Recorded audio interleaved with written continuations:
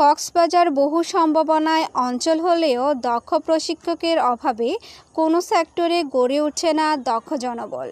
বিশেষ করে পর্যটন সেক্টরে দক্ষ জনবলের বড় অভাব রয়েছে। একইভাবে নারী প্রশিক্ষক সংকটে নারী কর্মী ও উদ্যোক্তা গড়ে উঠেছে বিশ্বনন্দিত এই অঞ্চলে। এই প্রেক্ষাপটে এই বড় সংকট কাটিয়ে উঠতে যৌথভাবে উদ্যোগ নিয়েছেন আন্তর্জাতিক শ্রম সংস্থা ও কক্সবাজার চেম্বার।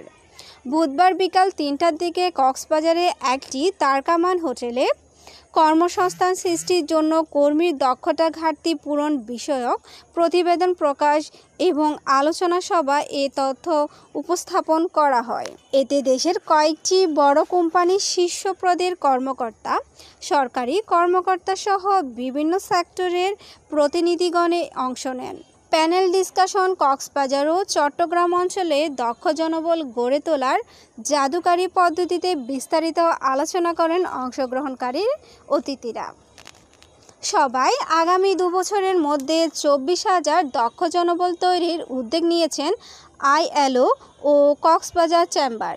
সেক্ষেত্রে এই প্যানেল ডিসকাশন অবদান রাখতে বলেন আয়োজন কর্তৃপক্ষ আশা করেন। চেম্বার অফ কমার্সের যৌথ উদ্যোগে যে আমরা যে প্যানেল ডিসকাশন করলাম, এখানে যারা প্যানেলিস্ট ছিল, এখানে চিটাগংয়ের ব্যবসায়ী ছিল, বিভিন্ন গ্রুপের ব্যবসায়ীরা ছিল, সরকারি প্রতিনিধিরা ছিল এবং আমাদের এনএসডি এর প্রতিনিধি ছিল, যুব উন্নয়নের ডিজি মহোদয়রা ছিলেন।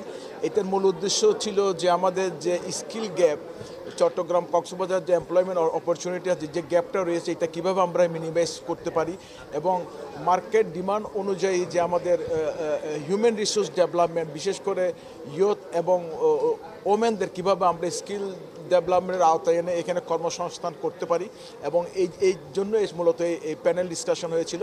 এবং আমরা আশা করছি যে আমরা যে আইএলও এবং চেম্বারের যৌথ উদ্যোগে আমরা যে পদক্ষেপটা নিয়েছি আইসেক প্রজেক্টে, আমরা ২ বছরের মধ্যে ২৪,০০০ ওমেন এবং ইয়ুথদের আমরা এইসব স্কিলের আওতায় নিয়ে আসব এবং ফলশ্রুতিতে যে ইকোনমিক অপরচুনিটি যেটা রয়েছে কক্সবাজারে, আমরা আশা করছি যে এইখানে আমরা স্কিল হিউম্যান রিসোর্স সাপ্লাই দিতে সক্ষম হব। প্যানেল ডিসকাশন পরিচালনা করেন আইএলও কান্ট্রি ডিরেক্টর তুওমোগো পাওরিয়াটেন। প্রধান অতিথি ছিলেন যুব উন্নয়ন অধিদপ্তরের মহাপরিচালক গাজী মোহাম্মদ সাইফুজ্জামান। বিশেষ অতিথি ছিলেন Rohingya and host community program global affairs Canada এর কান্ট্রি প্রধান বিবেক প্রকাশ, জাতিসংঘের আবাসিক সম্বন্ধকারী ও গুইন লুইস।